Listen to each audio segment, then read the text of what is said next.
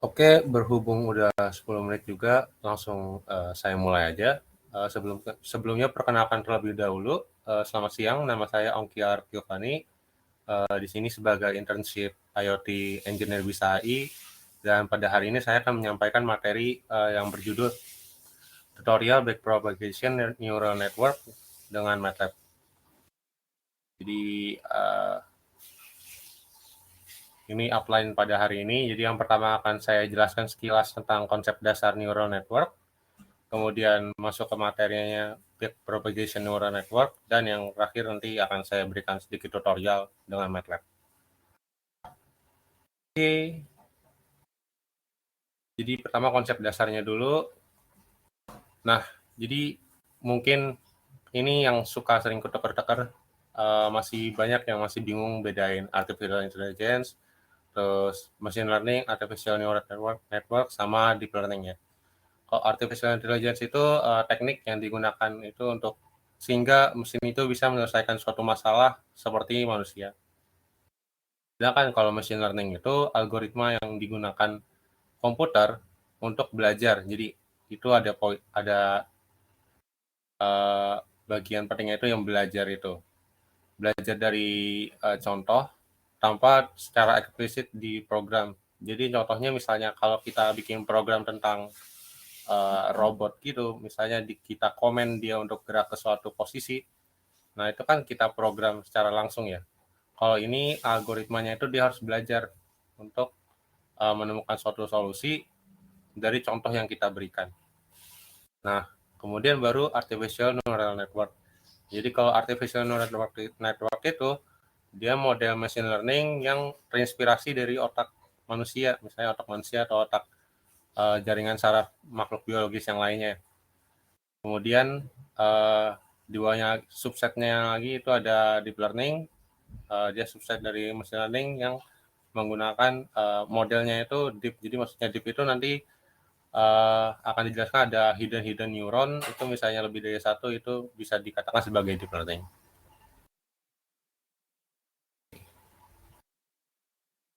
Jadi karena tadi udah dijelaskan juga apa itu artificial neural network, ANN atau artificial neural network itu adalah sistem komputasi yang terinspirasi dari jaringan saraf biologis. Jadi node-node-nya itu kayak misalnya di otak manusia itu seperti neuron-neuronnya, sedangkan hubungannya itu yang ada garis-garis itu hubungan antar neuronnya itu dilambangkan sebagai kalau di sini kan nanti ada bobot-bobotnya. Sedangkan kalau di otak manusia itu ada sinapsis, ada dendrit. Oke. Jadi ini perbandingannya dengan otak manusia. Kalau di otak manusia itu ada dendrit. Jadi dendrit itu misalnya dari input, kalau di ANN itu misalnya dari X1 ke node yang pertama itu misalnya di sini ada bobot 1. Nah, bobot 1 itu melambangkan dari sinapsis di X1 menuju ke dendrit dari node hidden layer pertama. Nah, itu contohnya aja. Sedangkan untuk fungsi dari neuronnya sendiri itu nanti dilambangkan dengan fungsi aktivasi pada node neuron tersebut. Nah, ini untuk ANN yang biasa itu biasanya ada input layer, hidden layer, sama output layer. Kalau input layer sendiri itu isinya misalnya contohnya masukan, misalnya datanya itu data gambar, berarti misalnya pixelnya itu 300 kali 300, berarti fiturnya itu, jadi masukannya itu misalnya pixel pertama, kemudian pixel kedua, pixel ketiga, pixel keempat, dan seterusnya sampai pixel yang terakhir jadi di flatten gitu gambarnya. Kalau misalnya di sensor, contohnya itu misalnya di pengamatan ruangan itu biasa ada sensor gas. Nah, itu contohnya misalnya sensor gas 1, sensor gas 2, dan seterusnya. Kemudian misalnya yang di tumbuhan kayak bunga gitu, berarti kelopak bunga, kemudian untuk bentuk bunganya, kemudian panjang daunnya, dan seterusnya, itu bagian input layernya.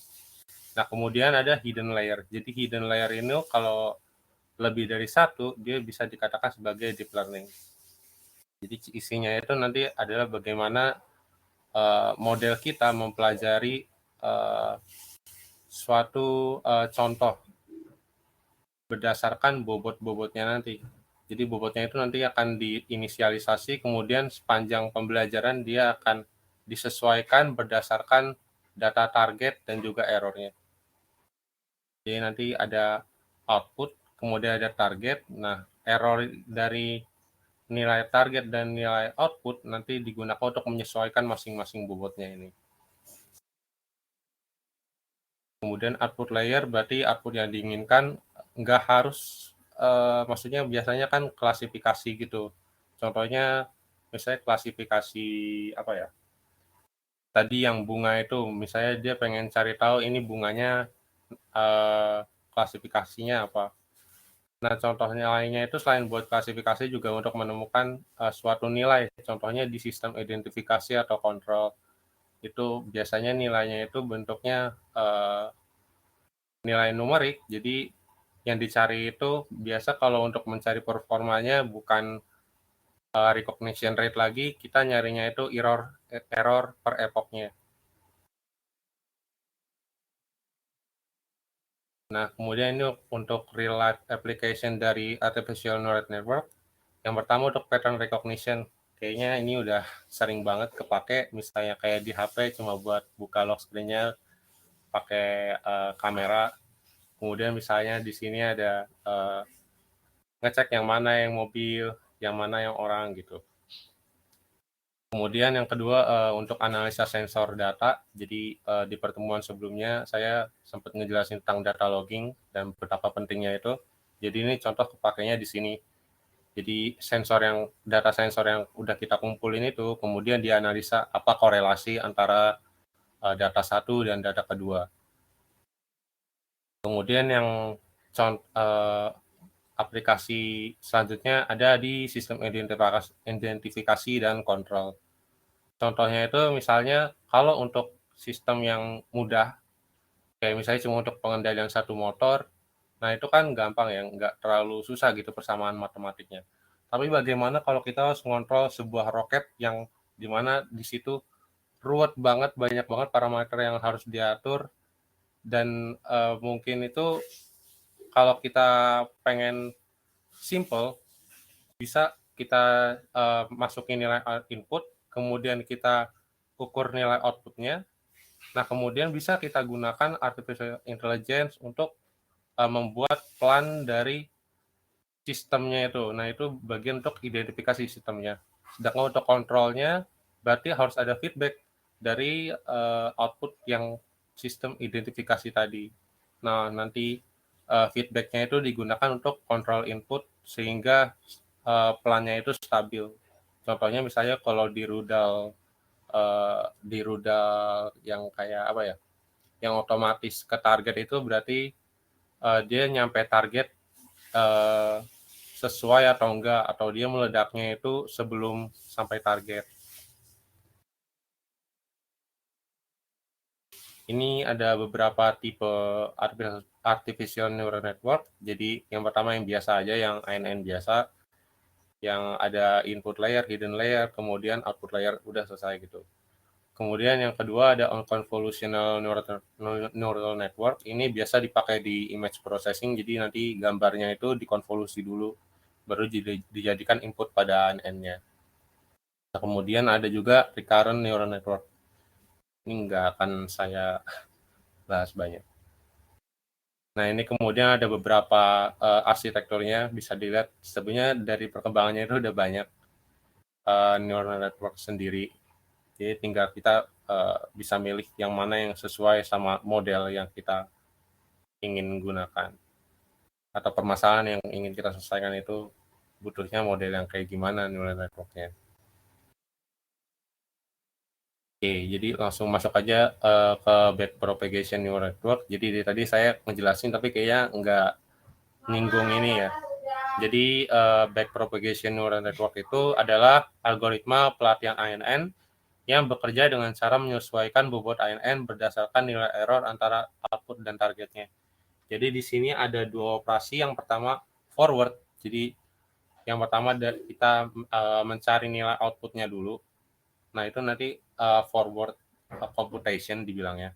Nah kemudian backwardnya itu ketika kita udah dapat nilai output dari ANN-nya, nilai outputnya ini digunakan untuk menyesuaikan bobot-bobot dari hidden neuronnya itu.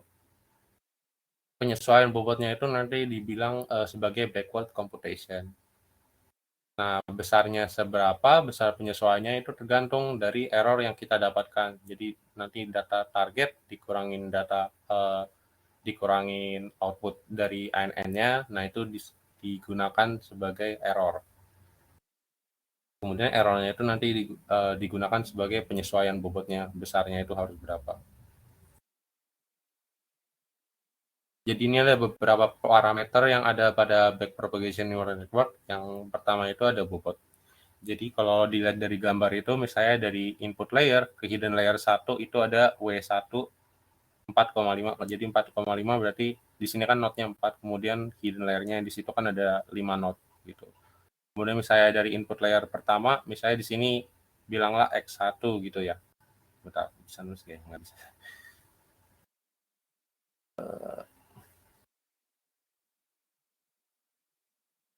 Ya, anggaplah di sini ya,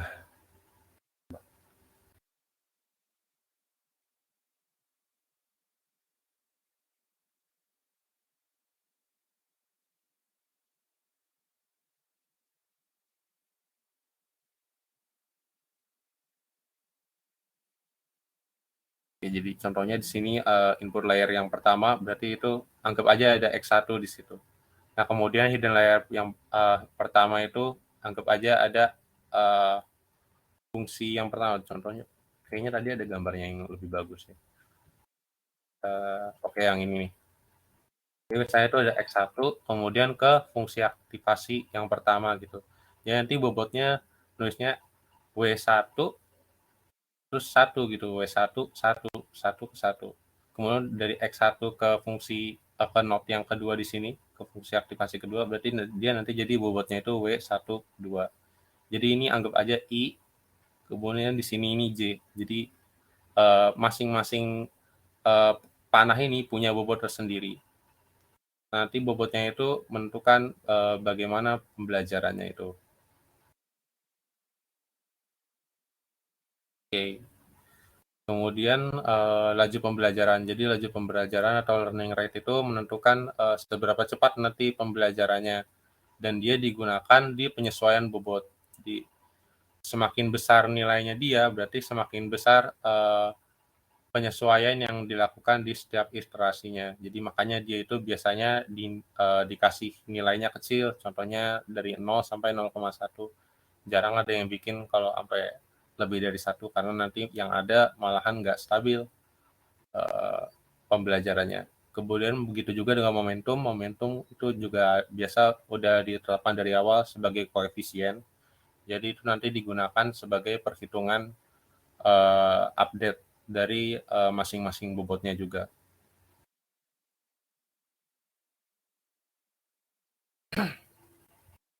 Oke, jadi ini algoritma backpropagation neural network-nya. Yang pertama inisialisasi datasetnya dulu, kemudian nanti inisialisasi parameter, kemudian di training ada bagian feed forward sama backpropagation of error, kemudian baru nanti di testing cuma ada feed forward, sedangkan backpropagation kan nggak butuh lagi ya, karena itu kan untuk mengupdate masing-masing bobotnya. Oke, kalau gitu langsung tutorial aja pakai MATLAB. Jadi MATLAB yang saya gunakan MATLAB 2016B. Kalau ada versi yang lebih bagus ya silakan pakai. Cuma ada beberapa function yang nanti pastinya beda. Oke, saya siapin dulu sebentar.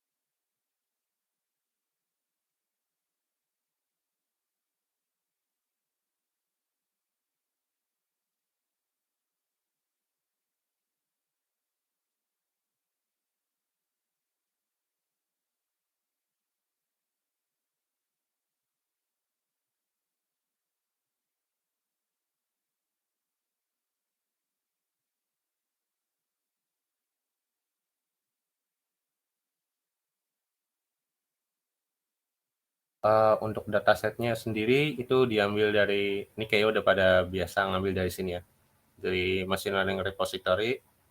Coba cari aja yang misalnya di sini view all dataset, kemudian cari aja yang classification, kemudian paling gampang sih numerical.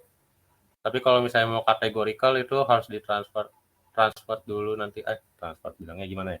Di-convert dulu datanya, jadi yang tadinya categorical diganti jadi data numerik karena nggak mesin learning kita itu pakainya nanti ngitung kan pakai rumus matematika, jadinya perlu diubah dulu misalnya ada data yang kayak nama kota dan sebagainya terus diganti dulu. Kemudian contohnya misalnya di engineering gitu. Kemudian dengan jumlah instansinya atributnya kurang dari 10. Ya itu bisa dipilih lah dari sini ya. Kemudian untuk yang data yang saya ambil itu energi efisiensi dataset. Jadi isinya itu nanti ini kerjaan anaknya teknik sipil kayak. Jadi dia lihat dari 8 fitur ini. Jadi nanti ada 8 jenis input. Jumlah datanya ada 768 data. Kemudian outputnya itu yang ingin didapatkan nilai heating load sama cooling load-nya. Jadi ini lebih ke buat dapetin suatu nilai sih, bukan buat klasifikasi. Kalau dilihat di sini, bentar ya.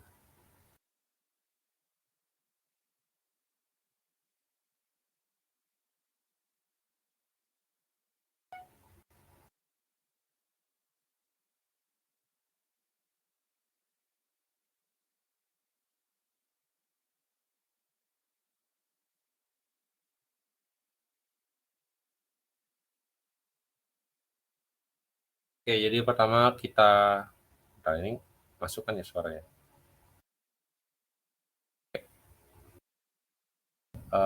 Pertama coba dilihat dulu datasetnya. Jadi datasetnya itu tadi kan ada 8 fitur ya. Jadi ini X1, X2, X3, X4, X5, X6, X7, dan X8. Kemudian nilai outputnya itu ada Y1 sama Y2. Kemudian masing-masing nilai ini, misalnya X1 ada melambangkan variabel tersendiri, misalnya relative compactness, kemudian ada luas areanya, kemudian luas temboknya, dan sebagainya. Nah, kalau dilihat di sini kan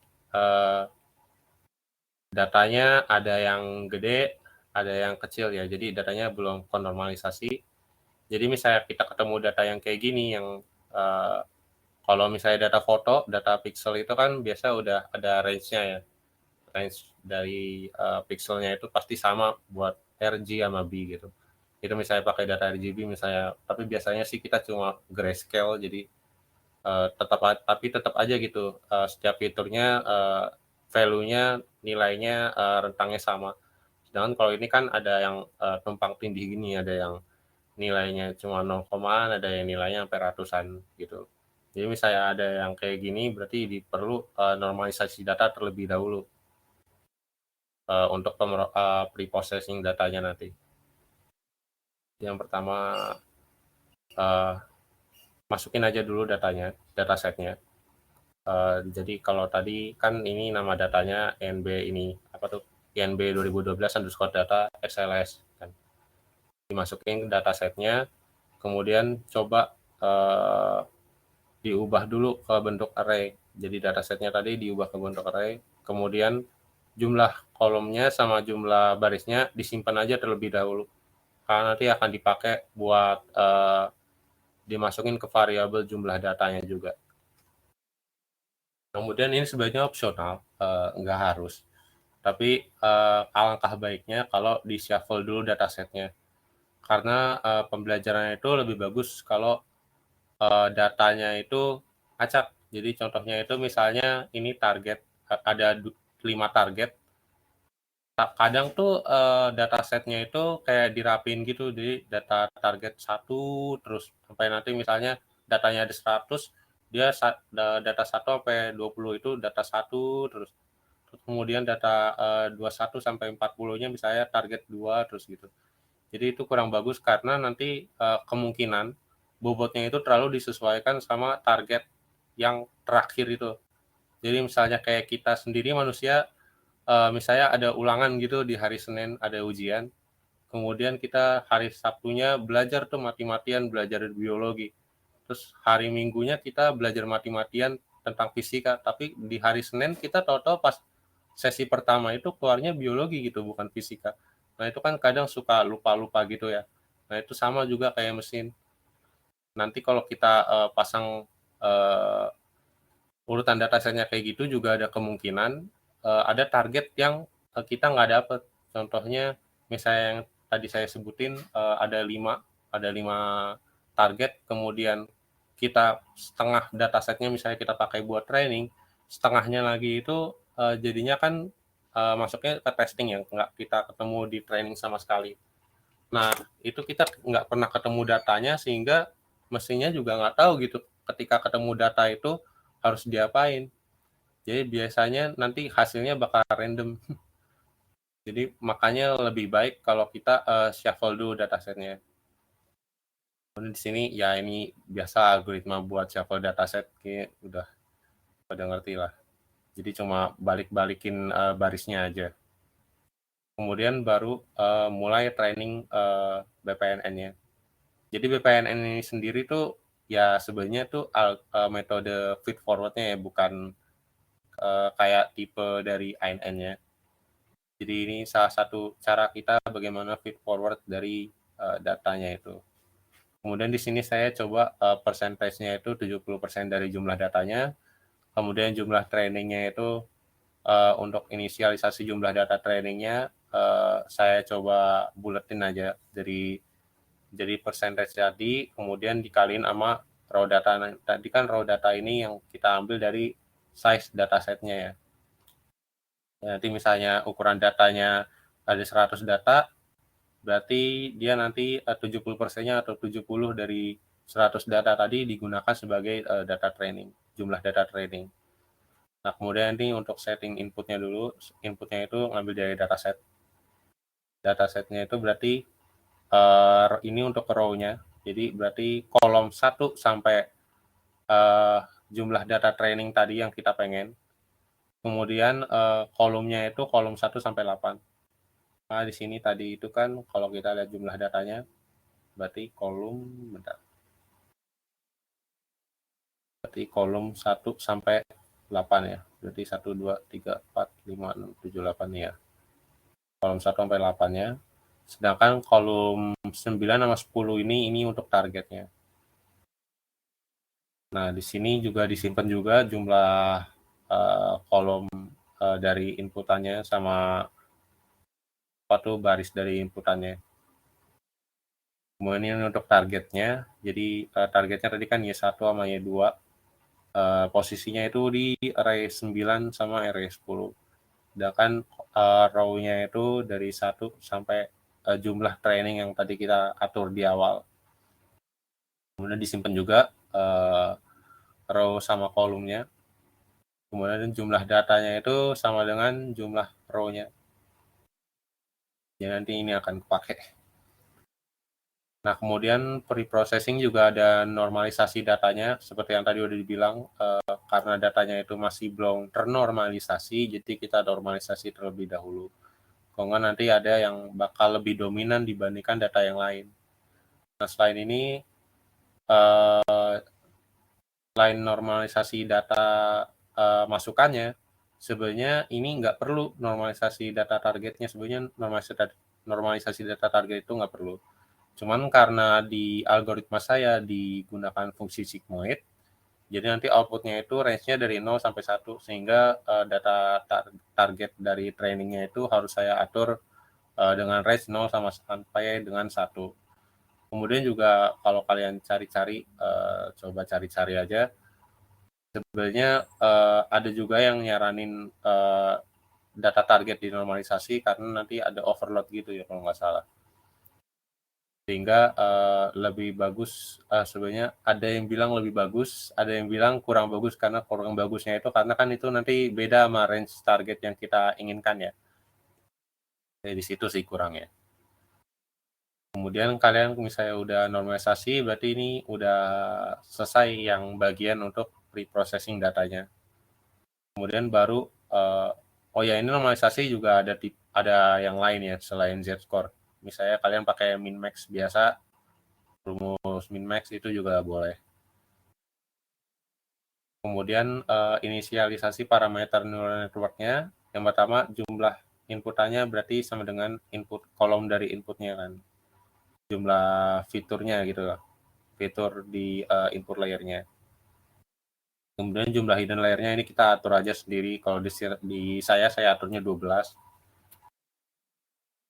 Tapi misalnya mau diatur, yang penting lebih dari satu aja. Saya dia 2, 4, 8 itu nanti masuk ke reset aja jadi pengaruh jumlah hidden layer-nya. Kemudian ini jumlah outputnya berarti kan sesuai dengan kolom targetnya. Tadi kan 2 ya, Y1 sama Y2. Kemudian ini nilai alpha, laju pembelajarannya saya atur 0,5. Jadi ini kadang ada yang ngatur kecil, misalnya 0,5, 0,01, 0,1. Sedangkan nilai mu-nya itu momentumnya saya atur 0,5. Jadi ini untuk nilai alpha dan mu kalau bisa sih kecil, karena jadinya step-nya itu dikit-dikit gitu.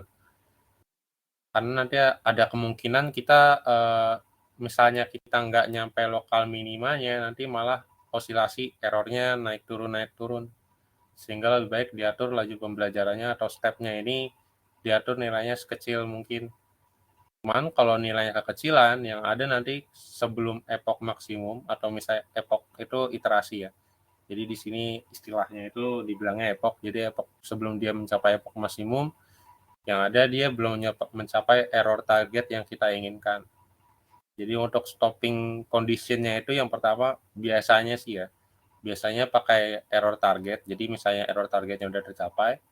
Yang kedua ketika epoch maksimumnya udah tercapai. Kemudian ada juga yang memodelkan misalnya errornya itu sekecil mungkin, kemudian baru berhenti trainingnya itu ketika errornya naik. Ketika error naik itu namanya overfitting biasanya. Jadi overfitting ketika model kita itu terlalu ngejiplak sama data trainingnya gitu, sehingga ketika kita testing nanti malah errornya jadinya tinggi. Nah sebelum nyampe overfitting, nah itu kita berhentikan trainingnya. Itu salah satu beberapa cara untuk stopping condition. Kemudian ini cuma matriks untuk nyimpan nilai errornya karena nanti kita akan plot. Kemudian ini untuk iteration base-nya. Jadi misalnya nyari yang errornya paling kecil dari sekian banyak iterasi gitu. Ini sebenarnya nggak terlalu kepake sih kalau ini buat analisa datanya.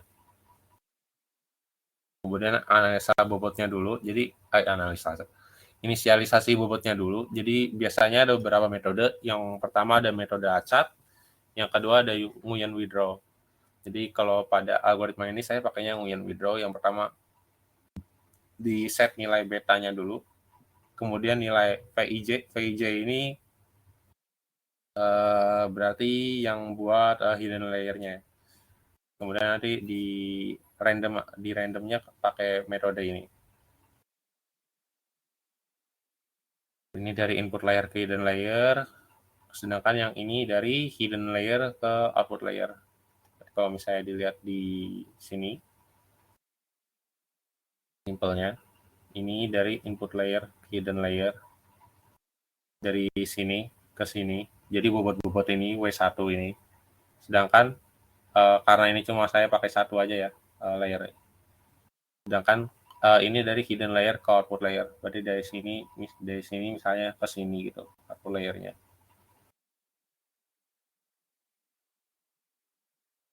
Oke, berarti ini nanti yang kepake VIJ ini. Kemudian V0J ini biasnya. Jadi bias dari input layer ke hidden layer. Kemudian WJK ini nilai bobot dari hidden layer ke output layer, sedangkan W0K ini biasnya.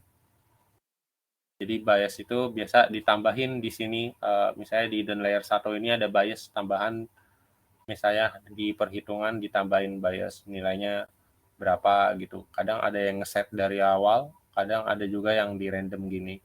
Kalau ini kan di random ya. Kemudian masuk yang pertama trainingnya dulu. Jadi yang pertama kita tentuin dulu epoch maksimum sama target errornya. Tujuannya itu nanti ini buat stopping condition loop kita biar nggak infinite. Nanti misalnya infinite loop gitu kan, nggak berhenti-berhenti programnya. Nah kemudian ini untuk stoppingnya aja, ini untuk true sama false-nya aja. Kemudian epochnya berarti kan mulai dari 1, kemudian ini untuk nilai biasnya. Jadi ini yang biasnya lagi. Nilai update bobotnya. Jadi nanti untuk setiap data nanti dia akan ngupdate bobotnya ini. Jadi tujuannya untuk menyesuaikan sama model yang lagi kita training. Kemudian masuk pertama ke proses feed forward-nya dulu ya. Jadi di feed forward yang pertama data masukannya dulu XI, berarti itu kita ngambil dari data masukan tadi ke N. Jadi kan ini N-nya itu dari 1 sampai N data, berarti ini jumlah datanya. Misalnya di sini kan tadi datanya ada 703, 700 berapa ya?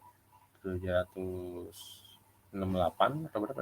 Ya 768, berarti 70%-nya itu dipakai di N data ini. Jadi kalau ini cuma buat stopping kondisinya aja ya. Misalnya stopnya nggak tuh masih sama dengan 0, kemudian epochnya lebih kurang dari maksimum epoch. Kita udah set di sini maksimum epochnya 1000. Sedangkan ini target error kita pakai 0,0001. Nanti di bagian akhir di sini nih, misalnya errornya dia mencapai target error, dia stoppingnya sama dengan 1. Berarti kan nanti di sini terpenuhi kondisinya ya. Nggak terpenuhi kondisinya, sehingga nanti loopingnya berhenti. Nah, berarti masuk dulu yang pertama dia for ini. Jadi dia untuk masing-masing inputan data dia ngelakuin feed forward, kemudian juga sampai nanti sampai back propagation of error sampai di sini. Nanti dia memperbarui bobot sama biasnya di belakangan nanti dah. Yang pertama feed forward dulu, ini data masukan, sedangkan ini data targetnya. Jadi ini dia ngelihat satu barisnya dulu lah, ngambil vektornya gitu. Kemudian dia ini pertama komputasi dari input layer ke hidden layer. Jadi rumusnya kayak gini, Z in J sama dengan ini XI dikali VIJ. Ini yang tadi kita random di sini mana ya. Oke di sini. Ini di inisialisasi bobot. Pokoknya VIJ, V0J, WJK sama W0K itu yang kita randomin dulu. Jadi vektornya nanti dia akan disesuaikan sepanjang pembelajaran. Kemudian pertama XI dikali VIJ, kemudian ditambahkan dengan biasnya. Kemudian untuk dari hidden layer 1 sampai hidden layer keberapa, itu dihitung nilai aktivasinya. Jadi ini saya pakainya fungsi sigmoid. Selain sigmoid ada lagi yang lain, cuman saya pakainya ya pakainya ini. Jadi cara ngitungnya 1 plus eksponen dari min Z in J. Kemudian udah dapat fungsi aktivasi dari dari input layernya itu, kemudian kita komputasi dari hidden layer ke output layer. Jadi nanti nilai ZJ ini kepake untuk ngitung nilai Y-nya ini. Jadi nilai Y-nya itu yang dari hidden layer ke output layer itu rumusnya itu ZJ dikali dengan vektor WJK ditambah biasnya W0K ini. Kemudian dari neuron 1 sampai jumlah outputnya berarti di sini ya. Kalau di sini kan berarti misalnya di sini output layernya ada 3, kalau di sini kan output layernya ada 2. Berarti ini nilai N-nya dari 1 sampai 2. Kemudian kita dapetin nilai fungsi aktivasinya. Pakai sama juga tadi fungsi aktivasinya pakai sigmoid. Nah, kalau di sini kan karena kita simpennya dalam sigmoid, berarti nanti ketika kita ngitung error, misalnya kita tadi targetnya nggak diubah dulu, dinormalisasi ke 0 sampai 1, Ini nanti yang ada errornya itu bakal gede karena kan nggak sesuai ya. Ini outputnya dalam bentuk rentang. Kalau sigmoid itu kalau yang belum tahu, coba saya cari dulu ya formula buat fungsi.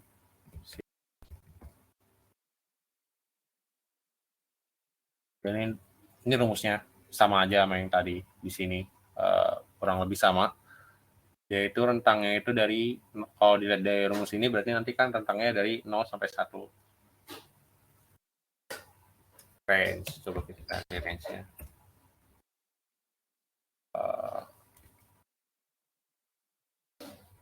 Nah, dia range-nya itu dari 0 sampai 1.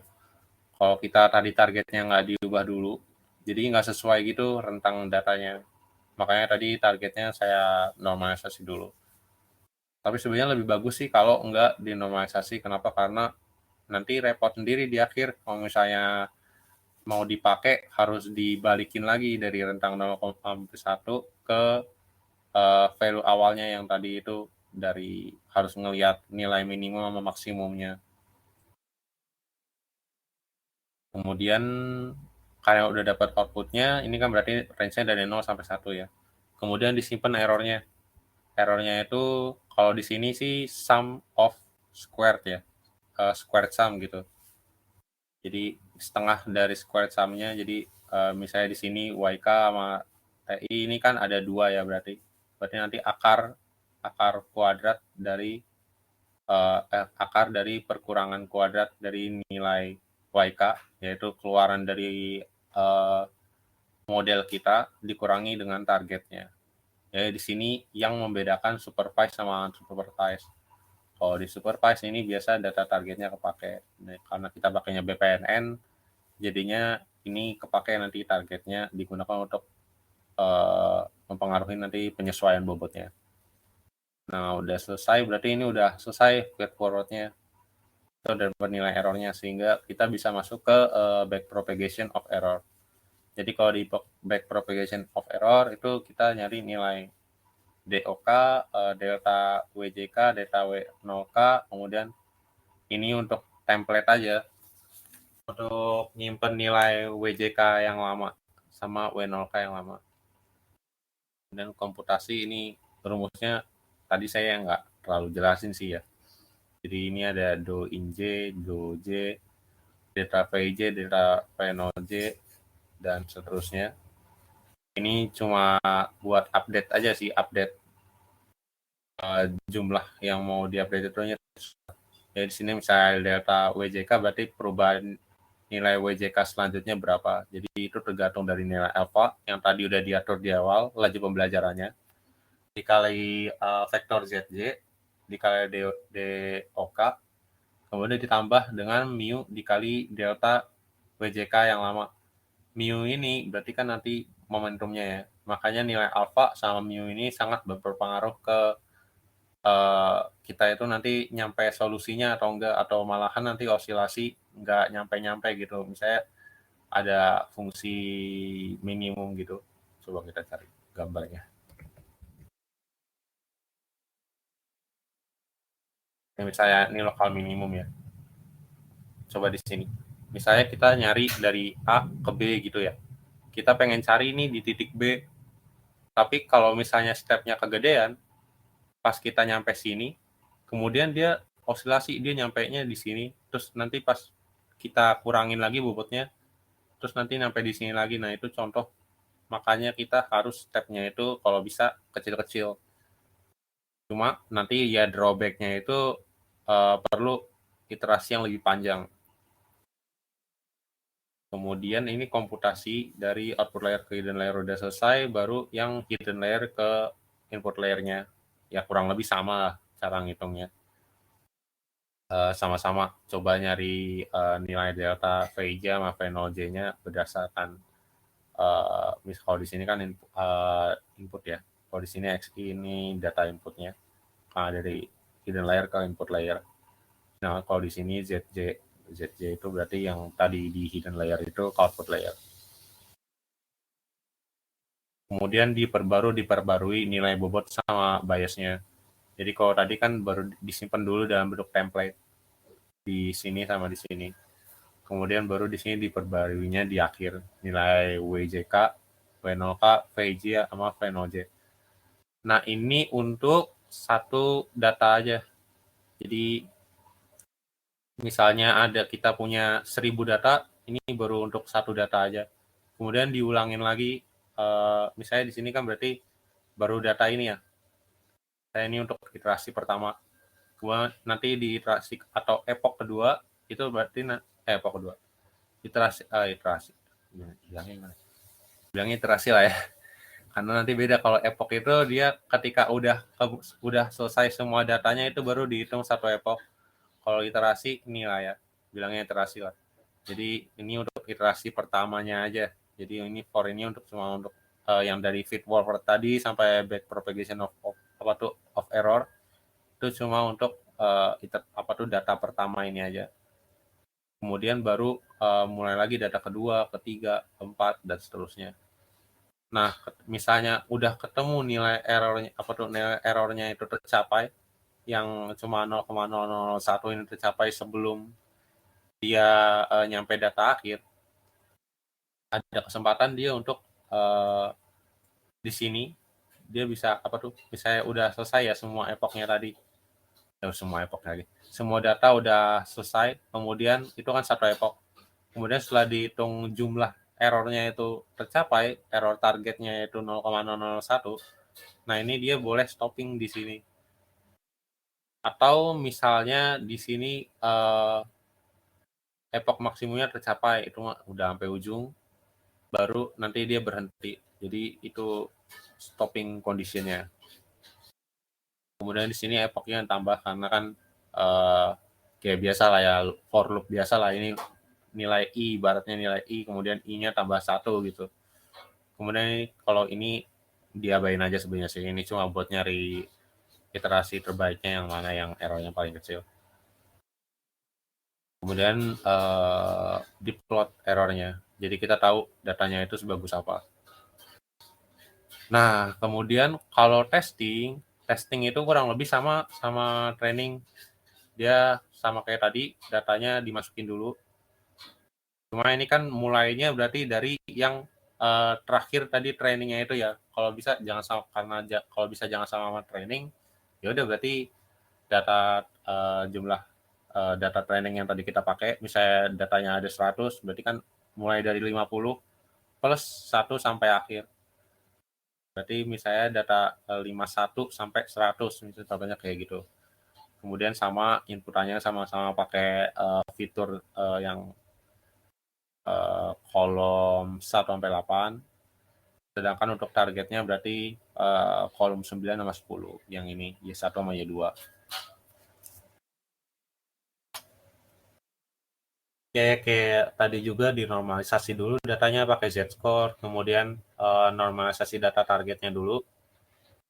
Ini sebenarnya yang tadi saya bilang juga opsional, tapi karena saya pakai yang nanti outputnya berupa fungsi sigmoid dan errornya di pengurangan fungsi sigmoid dari output sama targetnya, jadinya targetnya juga harus saya ubah range dari 0 sampai 1. Kemudian ini cuma feed forward. Kalau di sini ini ngitung. Ini sebenarnya template dari BPNN saya yang sebelumnya. Ini kita nggak ngitung recognition rate, kita ngitungnya nanti error. Oke, yang ini cuma buat test true, test false, terus ini cuma buat matriks nyimpen error, matriks nyimpen nilai Y yang kita prediksi. Kemudian ya cuma feed forward doang, nggak ada back propagation-nya nanti. Ya di sini nggak ada stopping condition-nya juga karena kan ini kita cuma masukin semua data testingnya ya. Jadi misalnya di sini dari data test yang pertama, data kedua, data ketiga, misalnya di sini. Kalau dilihat di sini misalnya kita tadi training cuma pakai 3 data deh. 3 data. Berarti kan dari 1, 2, 3. Kemudian ini berarti sisanya ini data 5, 6, 7 dan seterusnya. Ini dipakai buat testing, itu contohnya aja. Cuma bagusnya itu kalau saya sih biasanya perbandingannya 70 7/3 lah ya. Kalau misalnya mau dilebihin sebenarnya lebih bagus, maksudnya yang buat training. Cuma sih bagusnya buat 7/3, jadi kita tahu variasi data testingnya itu. Kemudian kurang lebih sama kayak tadi feed forwardnya. Jadi kita ada XI, ada TI, kemudian kita mengkomputasi dari input layer ke hidden layer. Ini nggak ada yang bagusan ya gambar saya yang gedean. Yang kayak gini ya. Berarti dari input layer ke hidden layer, dari sini yang oranye ini ke yang hijau lah bilangnya gitu. Kemudian komputasi dari hidden layer ke output layer. Berarti dari hidden layer ini ke output layernya. Nah, terus nilai YK-nya saya simpan ke suatu matriks. Jadi nanti bisa dibandingin. Kita bisa lihat perbandingan dari YK yang kita dapat dari keluaran ANN, kita bandingin sama nilai targetnya. Kemudian di sini nge-store errornya, jadi kita bisa dapat MSE sama RMSE di sini. Jadi dapat square errornya berapa. Di sini diplot nilai prediksinya sama nilai targetnya. Oke, kalau gitu langsung dijalanin aja.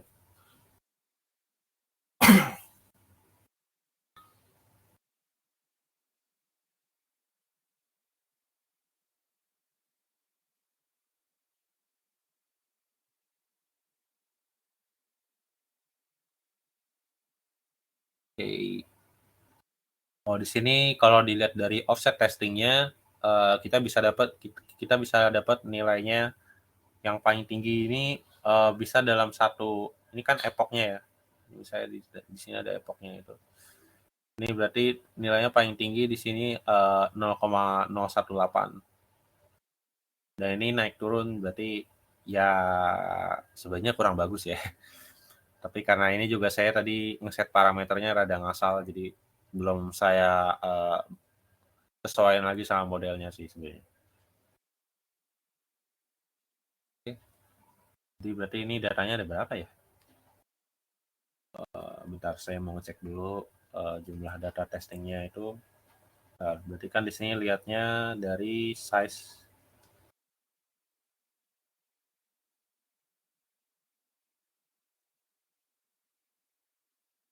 dari testingnya.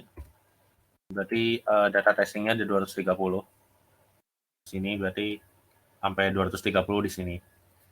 Dari 230 data tadi, ya ini errornya segini lah, kurang lebih. Offset dari data yang keluarannya dengan data target. Nah, ini untuk perbandingan nilai Y yang kita dapat dari ANN sama nilai Y aslinya, data targetnya. Kalau di sini coba di zoom. Nah, ini kayak gini. Jadi yang kuning ini, misalnya kita mau bandingin nilai Y1 antara yang ANN sama Y1 yang dari target. Nah, ini kita lihat aja data yang kuning sama biru ini.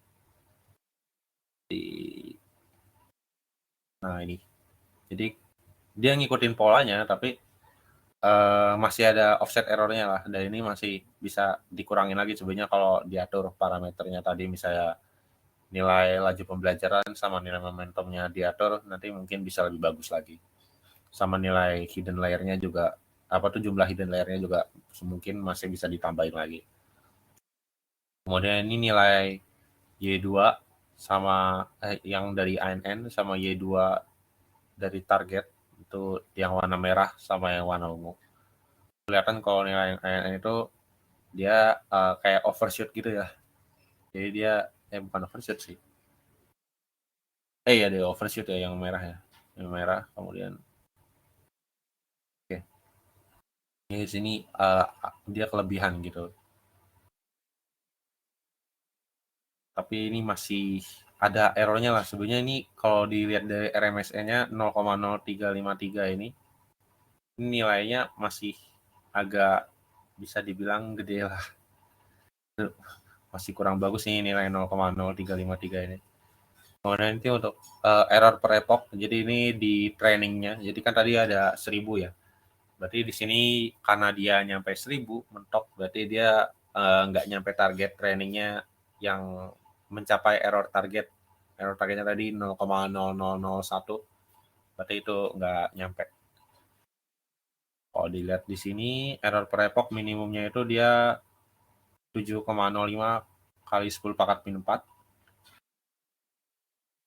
Kemudian error akhirnya segini juga. Kemudian ini untuk nilai MSE sama nilai RMSE-nya itu segini lah. Oh ini lumayan gede sih sebenarnya. Oke.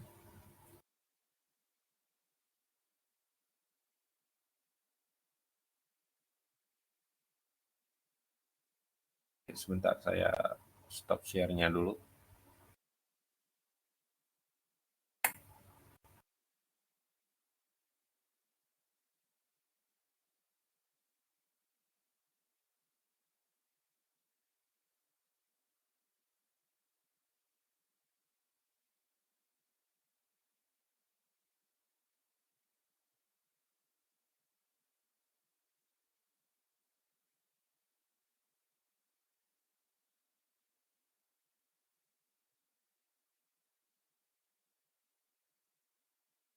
Oke, jadi kayaknya ini tadi saya belum masih kurang ngejelasin ya.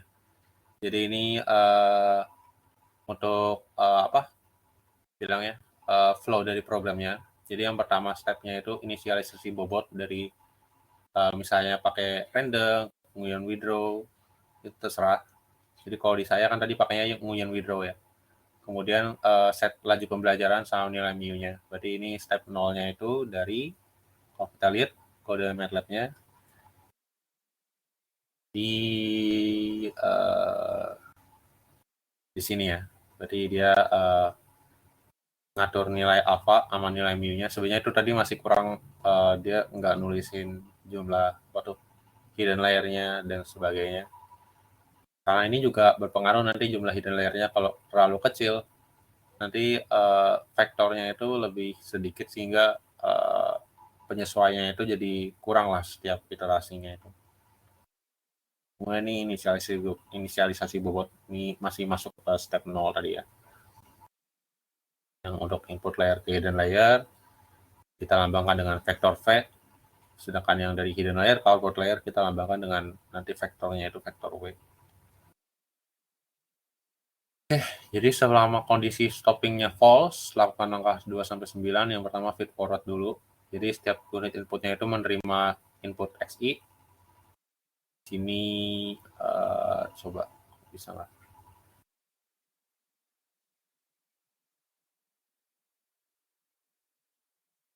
Ya, dia menerima input XI-nya dulu, kemudian mengirimkan ke semua unit layer di atasnya. Jadi ini yang uh,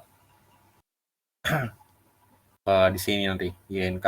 Jadi dikirimkannya maksudnya tuh kayak gini gitu loh. Dipakai perhitungan apa tuh dipakai buat perhitungan di setelahnya.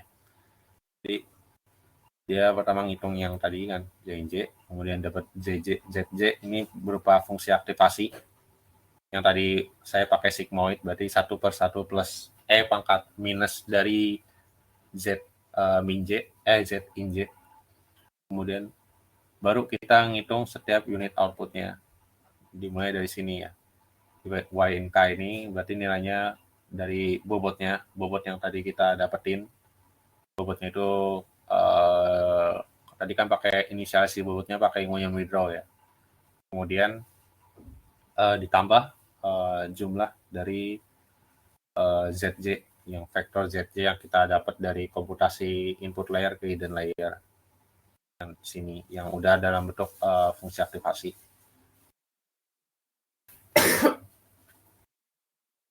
Habis itu ngitung nilai aktivasi setiap unit output sebagai output jaringan. Nah, di sini kita ubah lagi dulu tadi YK yang kita dapat itu ke dalam bentuk fungsi aktivasi. Nah, udah dapat, baru kita hitung errornya di sini. Sebenarnya harusnya ini ngitung error dulu ya. Pause-nya di sini ada ngitung error dulu, lupa saya tambahin ini. Jadi anggaplah di sini ada ya, ngitung error dulu gitu. Kemudian di sini baru ngitung nilai DOK, jadi ngitung informasi errornya, target dikurangin sama nilai yang kita dapat dari ANN-nya, YK ini yang kita dapat dari ANN. Kemudian dikaliin sama fungsi aktivasinya. Ini untuk fungsi aktivasinya. Kemudian ngitung besarnya koreksi buat nilai unit outputnya. Rumusnya ini, ya ini di bagian sini lah bilangnya. Kemudian untuk ini untuk ngitung besarnya koreksi bias output. Kita di sini. Nah, baru di sini kalau di sini cuma buat nyimpen aja sih nilai lamanya itu berapa. Kemudian baru ini kan baru output layer ke hidden layer ya. Kemudian lakukan hal yang sama juga untuk setiap unit hidden layernya. Jadi ngitung nilai do in J, kalau tadi kan do K ya, kalau ini do in J, nilai do J-nya, kemudian delta VJ, V0J, kemudian disimpan dulu data yang sebelumnya, karena nanti bakal diupdate nilai VIJ sama V0J-nya. Kemudian baru di akhir untuk setiap unit output mengupdate bobot dan biasnya. Jadi kalau di sini berarti kan WJK sama W0K untuk dari output layer ke hidden layer, iya benar, output layer ke hidden layer, kemudian VIJ sama V0J yang dari hidden layer ke input layer. Kemudian baru step 9 ngetes kondisi stoppingnya. Jadi ngitung nilai errornya sama total errornya. Kemudian misalnya tercapai, kalau di sini kan error targetnya dia 0,01 ya. Kalau di saya 0,0001. Nah, gimana misalnya kita coba di sini misalnya ya. Misalnya aja error targetnya saya kurangin. Kalau di sini kan tadi errornya bisa sampai 0,7 udah berhenti ya. Coba kita kecilin lagi 0,005 deh, misalnya kayak gitu. Kita coba run.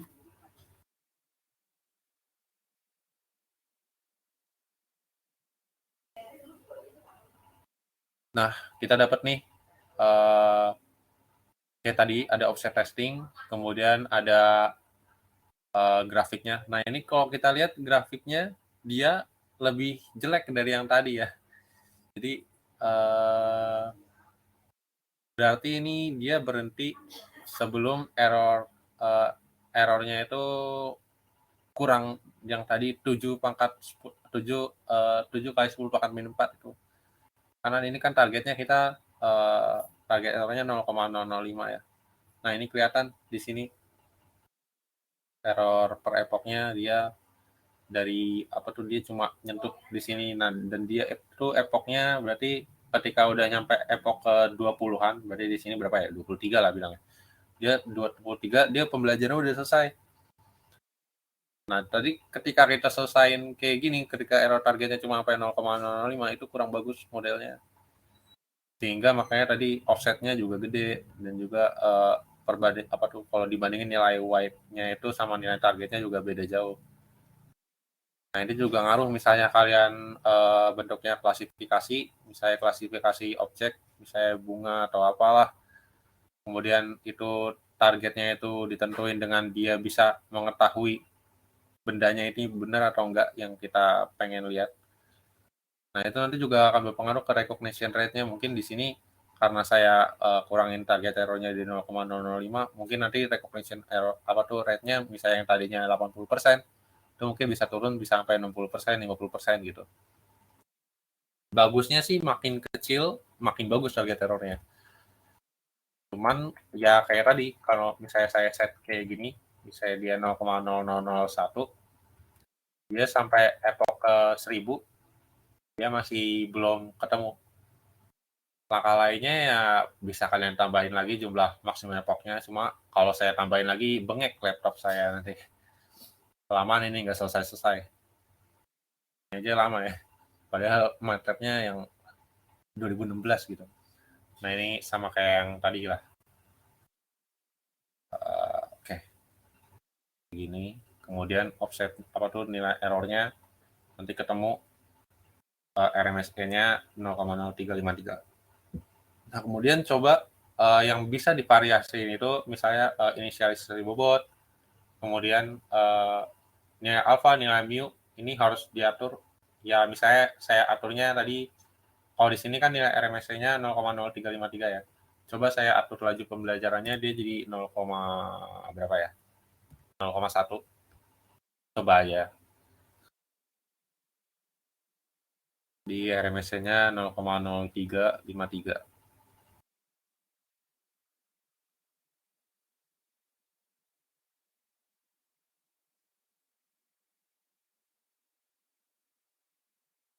Nah, ini dia lebih gede. Karena kenapa? Karena dia step-nya kan lebih kecil ya. Sehingga dia penyesuaiannya juga semakin kecil di sini. Kalau kita lihat rumus yang tadi, di sini nilai alfanya kan kepake untuk koreksi ya. Jadi delta perubahannya itu dia dipengaruhi oleh nilai alfa di sini. Sama juga di sini bobot yang ini. Dia juga alfa juga mempengaruhi untuk besar stepnya.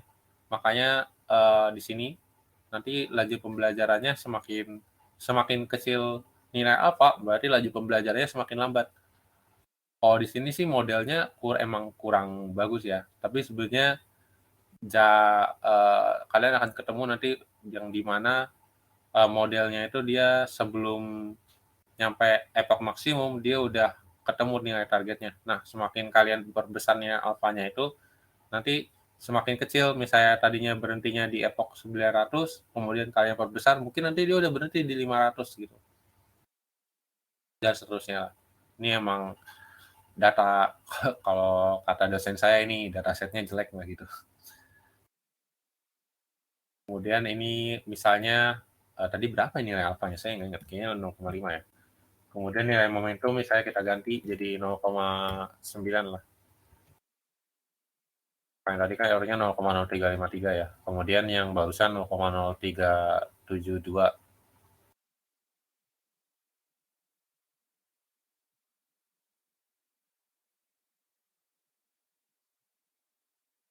Nah, ya tadi sama juga. Jadi kalau ini untuk misalnya bobotnya diperbesar ya. Errornya malah makin nambah. Mungkin karena stepnya itu kegedean. Sehingga dia kurang bisa menyesuaikan. Tapi kelihatannya malah lebih bagus nih. Walaupun di sini ada agak ngaco di sini. Dia yang lurus padahal harusnya ngikutin di sini bentuknya. Oke. Errornya ya ini nggak makin kecil sebenarnya kalau bagusnya sih dia makin mendekati 0 makin bagus. Kalau di sini dia kayak konvergen tapi nggak makin kecil lagi ya. Oke, tadi contoh kalau ngatur nilai alfa sama nilai mu. Nah, selain nilai alfa sama nilai mu juga bisa diatur nilai hidden layer-nya. Kalau di sini kan 12 ya. Coba kalau kita ganti jadi 2 doang gitu. Tadi kan errornya itu 0,0353. Coba ini errornya dapatnya berapa?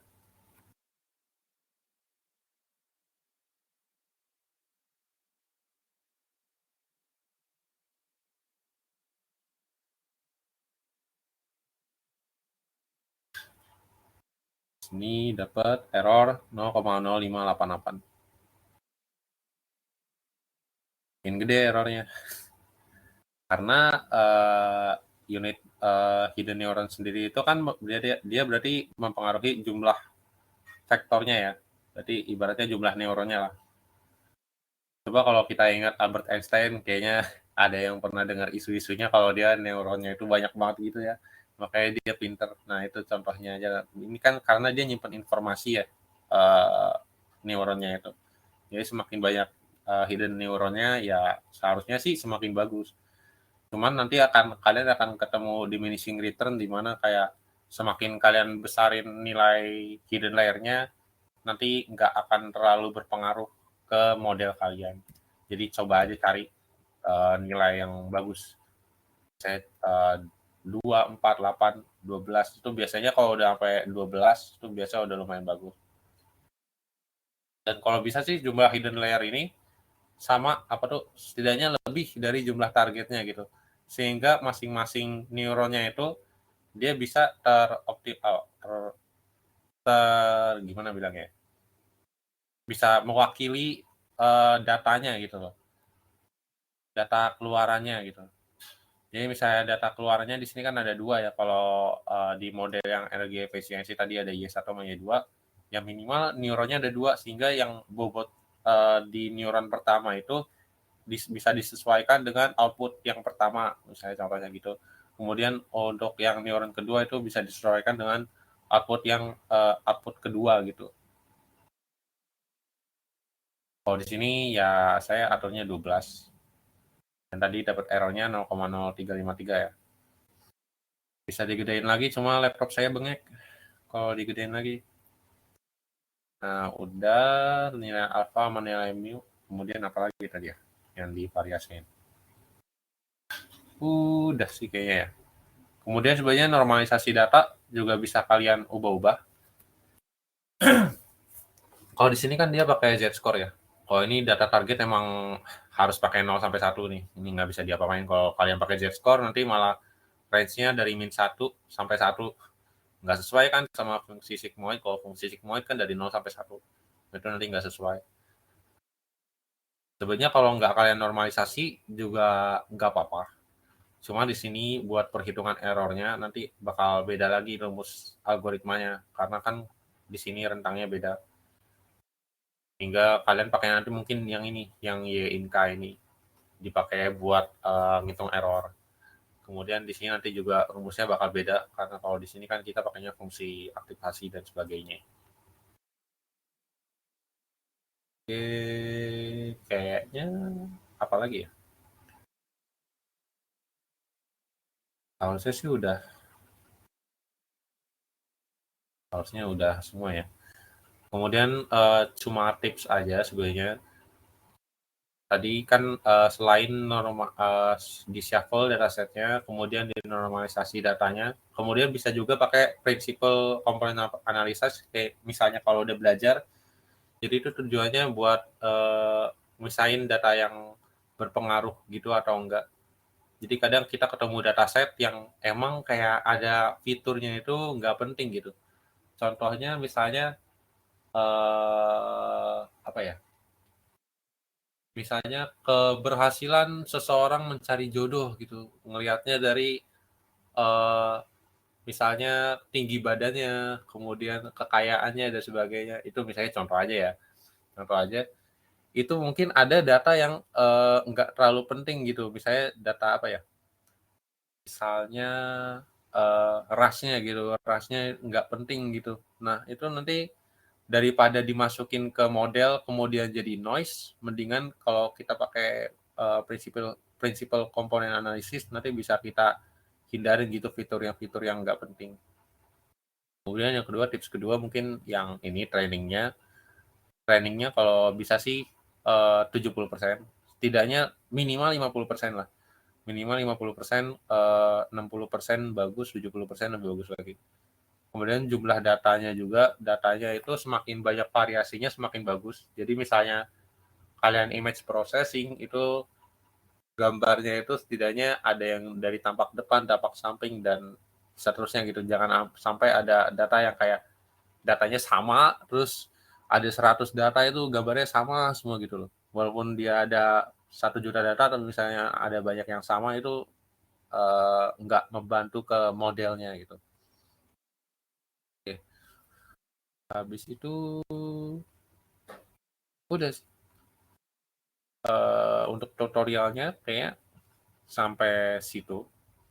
Jadi ini untuk back propagation, dan ini kelemahannya ya, saya sebutin aja kelemahannya. Jadi dia itu lama, ya algoritmanya itu lama karena datanya itu nggak dikonvolusi dulu. Kalau misalnya kalian pakai convolutional neural network itu nanti data bisa lebih cepat lagi. Kalau kalian ini kan cuma buat ngitung energi ya, tadi outputnya cuma 2, terus inputannya aja cuma berapa? Coba kita lihat size dari input lah. Yang data training tadi. Itu cuma 538 data training tadi kayaknya lama banget gitu kan ya. Kayak bisa sampai 10 detik kan gitu. Bayangin kalau datanya itu data gambar, kemudian pixelnya misalnya bukan 1080 kali 720 lah, misalnya cuma 300 kayak 300. 300 kayak 300 aja misalnya kalian flatten datanya. Misalnya ada yang bingung flatten data, flatten image. Nah ya. Nah ini contohnya kayak gini. Ini kan misalnya pixelnya 3 kali 3. Kemudian di flattening datanya kayak gini. Nah berarti kalau 300 kayak 300 berarti itu kan berapa tuh? 90 ribu ya. Nah itu 90 ribu data, bayangin 90 ribu fitur. Kemudian dikali jumlah datanya, misalnya kalian ada 1000 foto, itu udah fiturnya udah 90 ribu, terus ada 1000 foto. Bengek ini nanti algoritmanya. Nah, salah satu caranya bisa menggunakan konvolusi. Jadi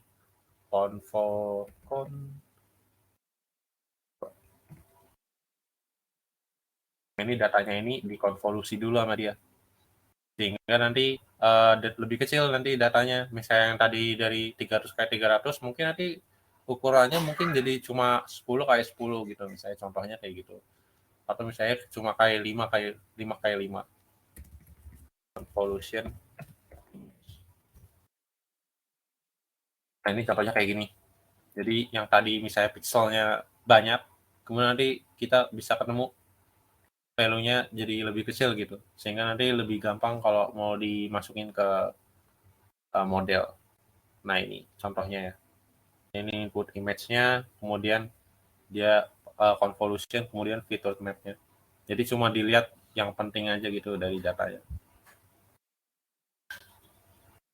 Oke, itu cuma nyebutin. Cuma kalau keunggulannya dari CNN dan lain-lain, ya back propagation ini lebih gampang lah, bisa dibilang. Sedangkan kalau kalian pakai CNN itu biasa itu udah lebih advance lah algoritmanya. Oke, kayaknya udah berapa lama sih? Udah sejam ya.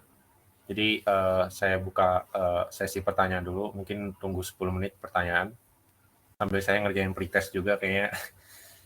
Ternyata saya ada kelas jam 1, terus harus ngerjain pretestnya dulu.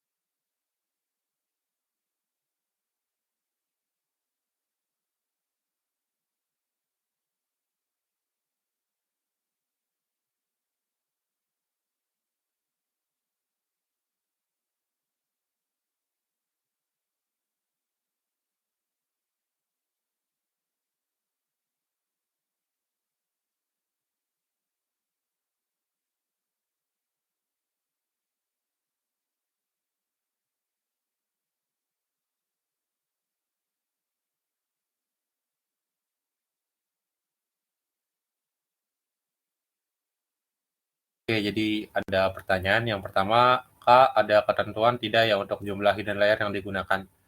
Jadi untuk jumlah hidden layer itu minimal itu sesuai dengan targetnya ya.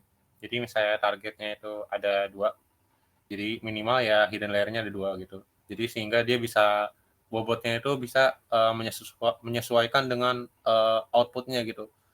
Jadi misalnya kalian tahu SOM nggak ya? Self Organizing Map gitu.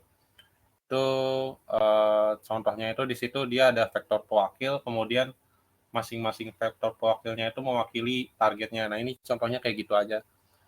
Di hidden layer-nya itu jumlah hidden layer-nya setidaknya melebihi dari jumlah targetnya itu. Kalau di sini kan targetnya 2 yang tadi saya jelasin ya. Kalau misalnya targetnya 1, bisa pakai cuma 1, cuma nanti ya lebih bagus kalau lebih banyak gitulah unit hidden layer-nya. Sehingga bisa nyesuaiin dengan model kalian yang mungkin range-nya itu gede gitu. Nah, kemudian pertanyaan dari Mas Oki, Kak, misal ada kelas ada 8 lalu kombinasi input dan output gimana? Apakah input output kelas juga ada 8 atau 9 atau gimana untuk menentukannya untuk kasus klasifikasi? Saya masih bingung. Yang kedua, misalnya overfitting, alpha dan mu dikecilkan atau diperbesarkan.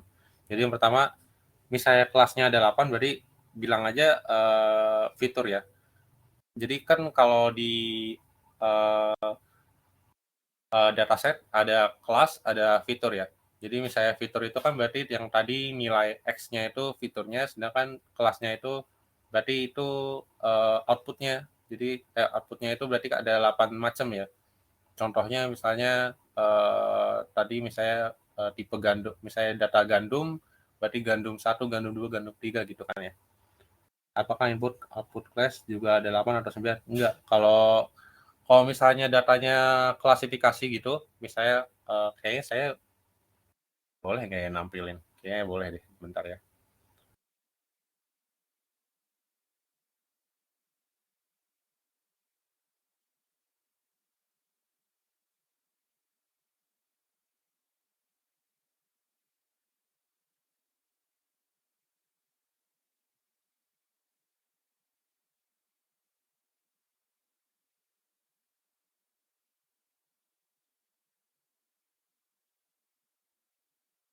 Nah ini sebenarnya ini codingan teman saya ya.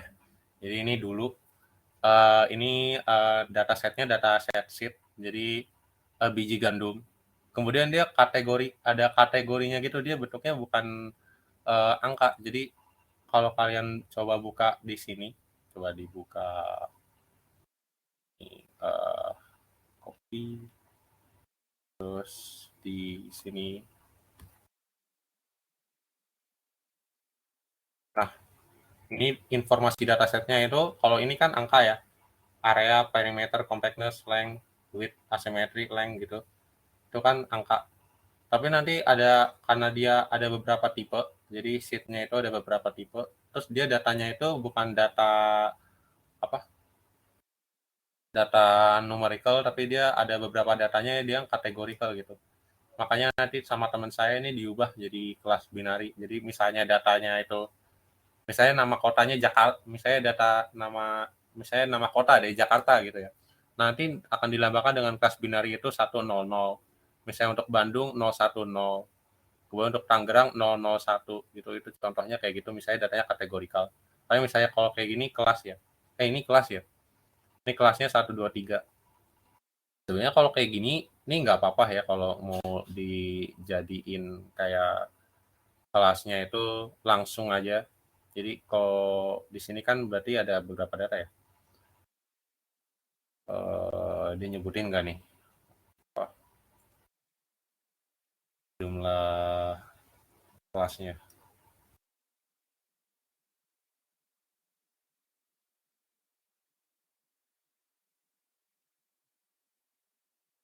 Ya kayaknya nggak disebutin ya jumlah kelasnya berapa. Dia cuma nyebutin atributnya doang. Jadi misalnya di sini kelasnya, kalau di sini kan kelasnya dia berupa angka ya 1, 2, 3. Kalau misalnya kategorikal juga bisa diubah jadi kayak gini kelas binari. Jadi biasanya di-convert dulu ke kelas binary kayak gini. Karena kalau kalian pakainya kelas kayak gini langsung pakai kelas, nanti kan pas di perhitungannya itu di mana tadi? Pas kalian nyari nilai keluaran, itu kan nanti malah kayak gini kan dibandingin kayak apa tuh? Misalnya kalau di sini kan dia nilainya misalnya ini kan nilainya dari 0 sampai 1 ya. Ingat lagi kalau ini bentuknya fungsi sigmoid dari 0 sampai 1. Misalnya kelasnya ada 3, terus kalian itu harus bandingin gitu loh.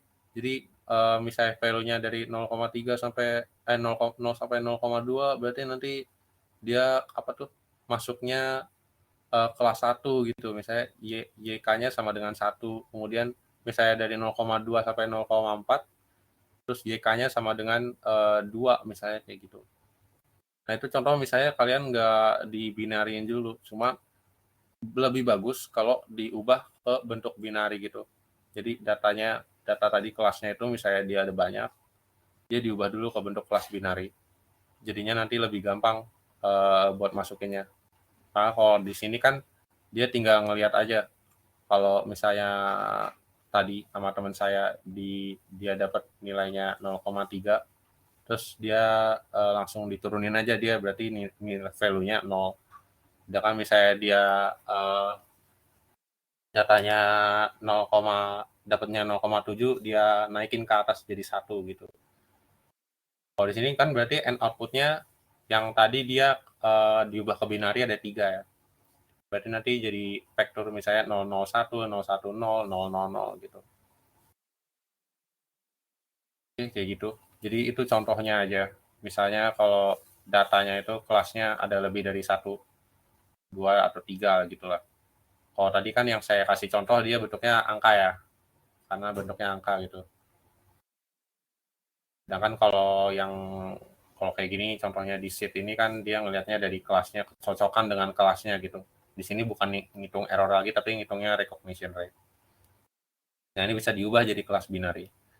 Sebenarnya ada banyak lagi sih metode lain, misalnya mau diubah selain kelas binary. Waktu itu saya sempat cari, cuma ya bisa lah cari sendiri gitu. Itu. Nah, kemudian yang kedua, kalau misalnya overfitting itu alpha sama mu-nya dikecilkan atau dibesarkan. Jadi overfitting itu dia itu kondisi ketika datanya itu kan terlalu ngejiplak sama data, misalnya kalau di training berarti ya. Berarti kan terlalu ngejiplak sama data training ya. Kalau kita coba cari overfitting gambarnya, overfitting. Nah ini, nah overfit itu ketika dia datanya itu kayak gini, gimana? Ada nggak ya gambar yang enakan?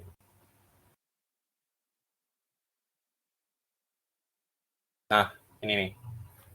Jadi ini ketika underfit, jadi berarti dia kan belum ketemu sampai minimumnya ya, bilangnya gitu. Kalau ini kan optimum, nah ini ketika overfit. Nah, overfit itu ketika dia terlalu ngejiplak sama data trainingnya. Nah, sebenarnya itu tuh kenapa bisa overfit, karena kalian itu, bukan kalian bilangnya, karena kita itu terlalu banyak, apa tuh, terlalu ngejiplak tadi yang saya bilang ngejiplak datanya, bukan karena nilai alpha sama nilai mu-nya. Kalau nilai alpha sama nilai mu-nya itu cuma mempengaruhi ke step-nya dia aja. Misalnya ada suatu fungsi, misalnya ada fungsi minimum tadi, lokal minimum. Nah ini nilai alpha sama nilai mu ini cuma buat nyari ini aja gitu. Misalnya apa tuh tadinya posisi kita di sini bilangnya lah. Kemudian kita nilai alfanya misalnya satu, misalnya nilainya 1 gitu. Nah nanti dia loncatnya cuma 1 gitu. Misalnya sampai di sini, misalnya nilai alfanya kegedean, nanti dia loncat ke sini. Terus nanti dia loncat lagi ke sini lagi. Nah itu nggak ketemu-ketemu kan lokal minimumnya. Nanti nilai alfa sama nilai mu itu dia ngaruhnya ke ketemu atau enggak nih lokal minimum dari errornya itu. Sedangkan kalau yang tadi overfitting, dia itu tergantung berapa kali kalian nge-train-nya itu, training datanya. Kalau misalnya epochnya kebanyakan, misalnya kalau tadi kan saya cuma 1000 epoch ya, 1000 epoch di sini, yang maksimum epochnya itu. Nah, kalau lebih dari 1000, mungkin misalnya 1 juta kali saya training gitu ya, data yang sama gitu. Nah, itu mungkin nanti bobotnya itu terlalu overfit sama data trainingnya, sehingga nanti ketika saya masukin data testing, dia anggapnya, "Data apaan ini?" Gitu kan, data beda lagi gitu. Nah, itu contoh dari overfit. Nah, jadi ngaturnya itu dari jumlah epochnya atau misalnya stopping condition-nya lah bilangnya. Kalau saya sempat dibilangin kalau bagusnya itu stopping condition sebelum dia overfit, berarti sekitar di sini ketika nyampe optimum ini. Nah, gimana caranya nyampe situ? Nah, itu kan pertanyaannya kayak gitu ya. Jadi salah satu caranya sempat dibilangin juga, misalnya pas lagi sambil testing terus kalian training lagi. Jadi misalnya datanya online, kayak ada data baru gitu, data baru setiap iterasi. Nah, itu bisa di data testing tadi dipakai lagi buat training. Cuma itu ya itu ngelanggar aturan kan, sebenarnya itu data testing terus dipakai buat data training gitu. Atau misalnya kalian lanjutin aja trainingnya, jangan diberhentiin sampai ketika pas kalian training terus data selanjutnya kok errornya naik. Nah, kalian jangan update bobotnya, pakai aja bobot yang sebelumnya, itu ketemu nilai optimumnya. Nah, itu buat ngecegah overfitting. Jadi bukan ngecilin atau besarin nilai alfanya. Jadi untuk nilai alfa sama mu itu nanti dia ngaruhnya ke persamaan di sini buat nyari koreksi bobot sama biasnya aja. Stepnya itu seberapa nilai alfa sama nilai mu-nya itu. Oke.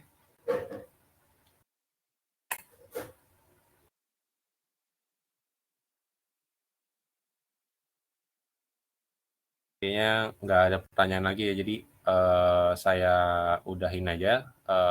Sekian yang bisa saya sampaikan hari ini. Ntar saya stop recording.